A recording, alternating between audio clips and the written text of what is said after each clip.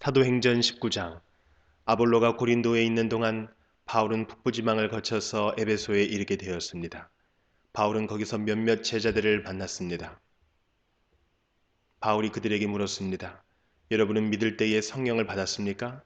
그들이 대답했습니다. 우리는 성령이 계시다는 것조차 들어본 적이 없습니다. 바울이 다시 물었습니다. 그러면 여러분은 어떤 세례를 받았습니까? 그들이 대답했습니다. 요한의 세례를 받았습니다. 바울이 말했습니다. 요한은 회개의 세례를 베풀었습니다. 요한은 사람들에게 자기 뒤에 오실 분을 믿으라고 외쳤는데 그분이 바로 예수님이십니다. 그들은 이 말을 듣고 주 예수님의 이름으로 세례를 받았습니다. 바울이 그들에게 손을 얹자 성령께서 그들에게 내려오셨습니다. 그러자 그들은 방언으로 말하고 예언을 하기 시작했습니다. 그곳에 있던 사람은 모두 12명쯤 되었습니다. 바울은 회당에 들어가서 3달 동안 하나님의 말씀을 담대하게 전했습니다. 그리고 하나님의 나라에 관해 토론도 하고 받아들이도록 설득했습니다. 그러나 어떤 사람들은 마음이 굳어져서 믿지 않고 오히려 군중들 앞에서 도를 욕하고 다녔습니다. 그래서 바울은 그런 사람들을 떠나 신자들을 데리고 두란노 학원으로 가서 날마다 사람들과 토론을 했습니다. 그 일은 2년 동안 계속되었습니다. 그리하여 아시아 지방의 모든 유대인과 그리스인이 주님의 말씀을 듣게 되었습니다. 하나님께서 바울의 손을 빌려 놀라운 기적들을 일으키셨습니다. 심지어 사람들이 바울이 몸에 지니던 손수건이나 앞치마를 병든 사람 위에 얹기만 해도 병이 낫고 귀신이 쫓겨나갔습니다. 그러나 사방으로 돌아다니면서 귀신을 쫓아내는 유대인 중에서도 주 예수님의 이름을 이용하여 귀신을 쫓아내려는 사람들이 있었습니다. 그들은 바울이 전파하는 그 예수의 이름으로 명령한다. 그 사람에게서 나오너라고 말하곤 했습니다. 유대인 대제사장 스게와라는 사람의 7 아들들이 바로 이런 일을 하였습니다. 그런데 악한 귀신이 그들에게 말했습니다. 내가 예수님도 알고 바울도 알지만 너희는 누구냐? 그러더니 귀신 들린 사람이 그들에게 달려들었습니다. 귀신 들린 사람은 스게와의 아들들보다 힘이 세어서 그들을 때리고 옷을 찢었습니다. 그래서 그들은 발가벗긴 채 그 집에서 도망쳤습니다.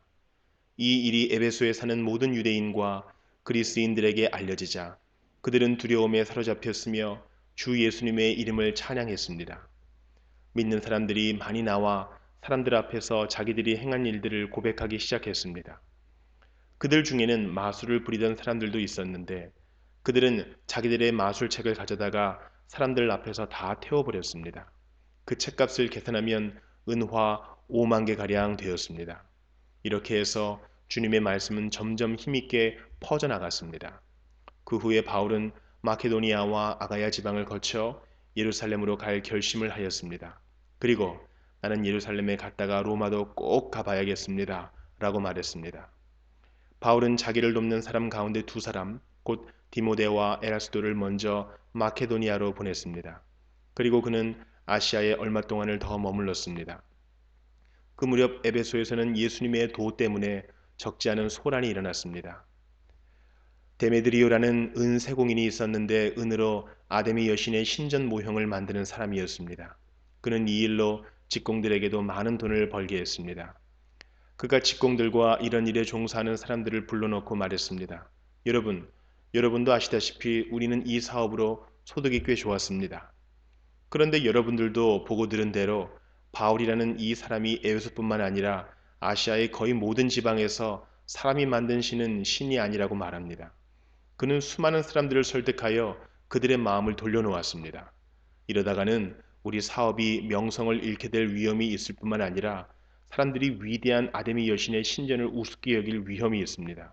그렇게 되면 아시아와 온 세계의 모든 사람들이 섬기는 아데미 여신의 위엄이 땅에 떨어질 것입니다. 이 말을 들은 사람들은 격분하여 에베소의 여신 아데미는 위대하다라고 소리 지르기 시작했습니다. 도시는 순식간에 소란스러워졌습니다. 군중들은 바울과 함께 여행하던 마케도니아 사람 가이오와 아리스다고를 붙잡고 한꺼번에 극장으로 몰려갔습니다.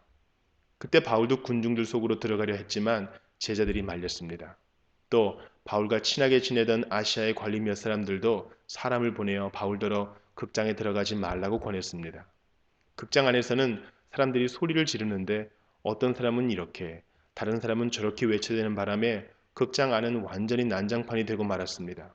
심지어 자기들이 그곳에 왜 모였는지조차 모르는 사람들도 많았습니다. 유대인들이 알렉산더라고 하는 사람을 앞으로 밀어내자 군중들 중 몇 사람이 그를 다그쳤습니다.